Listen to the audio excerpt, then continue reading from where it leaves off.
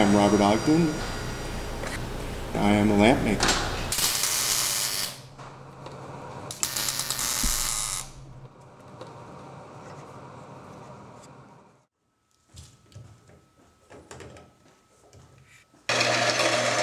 I don't like anything that's perfect.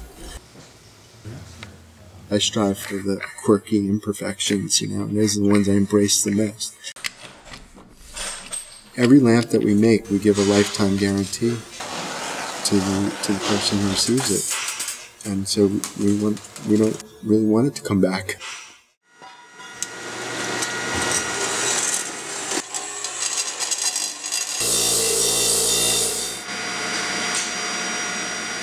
I feel like I want it done a certain way, and I'm picky, and I don't want to do it the easiest way because that's the most obvious. So sometimes we choose a base that might be super hard to figure out how we're going to clamp it down to thread it, and someone else may say you could just weld something to that and make it work, but it won't look the same, and it will not hold.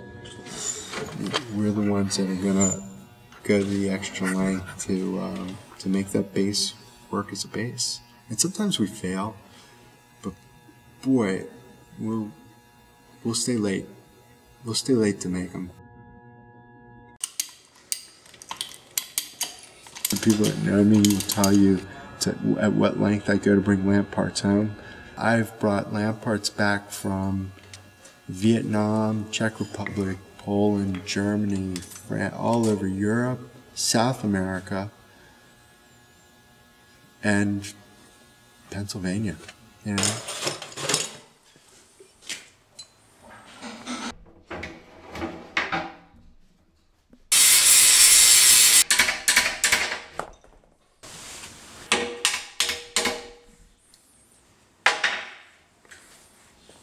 tried not to use gears with teeth, for example, because I felt like they were too angular, too sharp.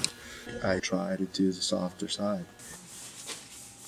You saw earlier at what length I go to make a flower knob. And that can't be profitable. It just can't be. But you can't buy those. And those flowers are so beautiful that they have to be part of it to soften it up. To me, it's almost like a person or a puppet. Each one sort of has its own character. One wants to lean down, the other one wants to lean up, and they just sort of take form. The parts that I like the most are the very basic utilitarian pieces of a pendant light or a light. The reflective surface that has mirrored panels that have influenced me so much were because it was a basic idea. I think that the beauty is the simplicity. I think it's the glow. I think that it's a sort of a romantic flicker also, looking back in a period of time where gas was used for light or kerosene, and that the electric light bulb was new.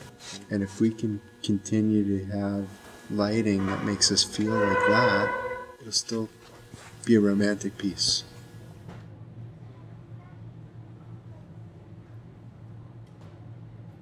The more I can learn, and the more I can read, and the more I can find to read about lighting and the history of it, the more respect I have for people who are designers and architects and engineers and brilliant minds that have made things before I did.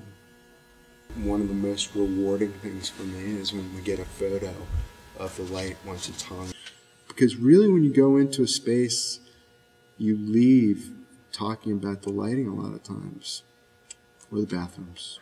Go to a cool new restaurant, they have great bathrooms. Hopefully the lighting in the bathroom is good. Don't take this for granted. I get to do what I love for work, and it's a privilege. It's been a gift that I've been given.